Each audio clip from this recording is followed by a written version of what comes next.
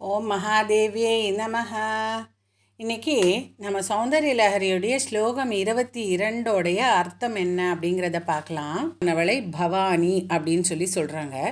அந்த பவானியை அழைத்து என்ன சொல்கிறாங்க? துவம் தாசே மயி, நான் உனது அடியவன்.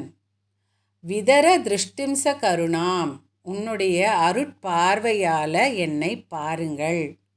ஸ்தோத்தும் வாஞ்சன் இதி ஸ்தோத்தும் வாஞ்சன் கதையதி பவானி துவமிதியக.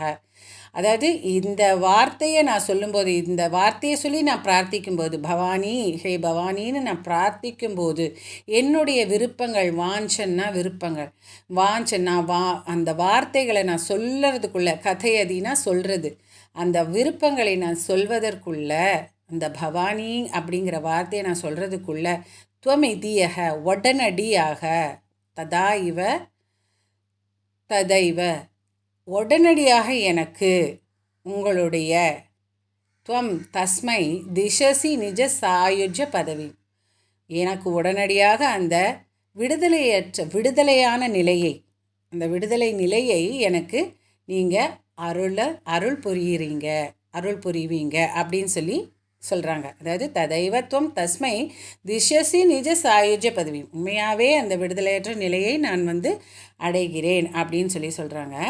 முகுந்த பிரம்மேந்திர ஸ்புடமகுட நீராஜித பதாம். இப்போ அம்பாளுடைய முகம் இந்த ஆரத்தி எடுத்தால் எப்படி அழகாக ஜொலிக்கும், அது மாதிரி இருக்குது.